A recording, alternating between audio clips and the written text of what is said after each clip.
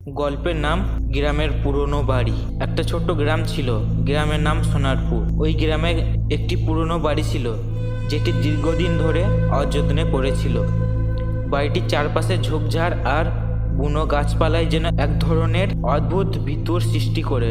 গ্রামবাসীরা ওই বাড়িতে রাতের বেলায় অদ্ভুত আওয়াজ শোনা যায়, কখনো কারো পায়ের শব্দ, কখনো মহিলার কান্না। সেই বাড়িটিকে ভূতের বাড়ি বলে জানতো সবাই। কেউ সাহস করে ওই বাড়ির কাছে যেত না। একদিন শহর থেকে এক তরুণ সাংবাদিক আরিয়ান সোনারপুরে এসেছিল একটি রহস্যময় ঘটনা রিপোর্ট করার জন্য। গ্রামে এসে সে ওই পুরনো বাড়ির ব্যাপারে শুনে খুব আগ্রহী হয়ে ওঠে।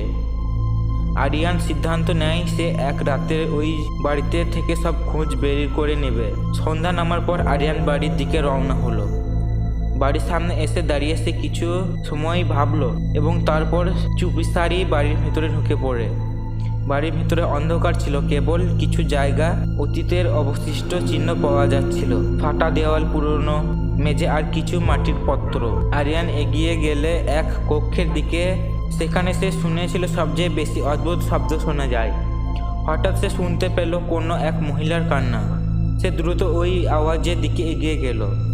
কক্ষে ঢুকতেই আরিয়ান দেখল একটি পুরনো চেয়ারে বসে থাকা এক মহিলা। তার হাত মুখ চাপা দিয়ে কাঁদছে। মহিলার মুখ অন্ধকারে ঢাকা ছিল, তাই তার চেহারা পরিষ্কার দেখা যাচ্ছিল না। আরিয়ান হেসে বলল, আপনি কি এখানে আছেন? কেন কাঁদছেন? মহিলার কান্না থামলো। একটু পরেই মহিলা মাথা তুলে তাকালো। আরিয়ান ভয় পেয়ে গেল, কারণ মহিলার চোখ দুটি একেবারে শূন্য, নিঃসঙ্গ। সে বলল, তুমি কেন এখানে এসেছো? আমাকে কেন দেখতে চাও? আরিয়ান কিছুটা ভীতু হয়ে বলল, আপনি কি এই বাড়ির মালিক ছিলেন? মহিলা উত্তর দিল, আমার নাম ছিল কল্যাণী। তারপর তার মুখ থেকে এক অদ্ভুত হাসি ফুটল। আমি এখন বন্দি, কারণ আমি যে এক অশুভ কাজ করেছিলাম, তার শাস্তি এখন বহন করছি। মহিলার কথা শুনে আরিয়ানের মনে হলো এই বাড়ির অদ্ভুত ঘটনা কোনো সাধারণ ভূতের কাজ নয়। সে গভীরভাবে প্রশ্ন করতে লাগলো, আপনি কি করেছেন কল্যাণী? কল্যাণী তার অতীতের কাহিনী বলল।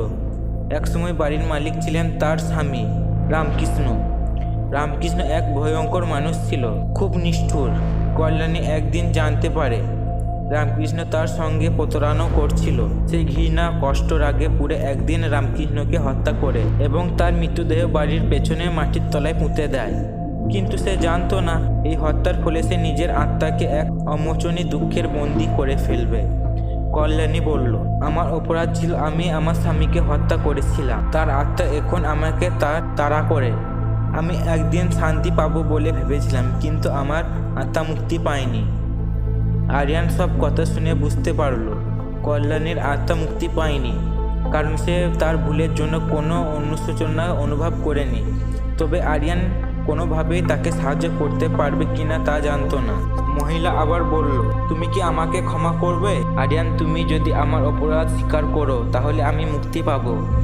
আরিয়ান গভীরভাবে চিন্তা করে বলল, আপনার অপরাধের জন্য আপনি দায়ী, আন্তরিকভাবে অনুশোচনা করে। তবে আমি আপনাকে ক্ষমা করব। আরিয়ান প্রার্থনা করতে শুরু করলো। কিছু সময় পর কল্যাণী ধীরে ধীরে মিলিয়ে যেতে লাগলো। তার কান্না থেমে গেল এবং ঘরের বাতাস হালকা হয়ে উঠল। বাড়ির ভিতরে অন্ধকারও যেন কিছুটা কমে গেল। সকালবেলায় আরিয়ান বাড়ি থেকে বেরিয়ে এসে গ্রামবাসীদের জানালো, এখন সেই বাড়ি আর ভুতুরে নয়, কল্যাণীর আত্মা মুক্তি পেয়েছে। তারপর থেকে সোনারপুরের ওই পুরনো বাড়িটির আর ভয়ঙ্কর ছিল না। গ্রামবাসীরা আর কোনো ভূতের ঘটনা বা আওয়াজ শুনতে পেল না। আরিয়ান ফিরে গিয়ে তার রিপোর্ট সম্পূর্ণ করলো, কিন্তু সে জানতো সেই রাতের অভিযান তার মনের মধ্যে চিরকাল থাকবে। এখানেই সোনারপুরের পুরনো বাড়িটির গল্প শেষ হলো। এখান থেকে কিছু আমাদের শেখার আছে।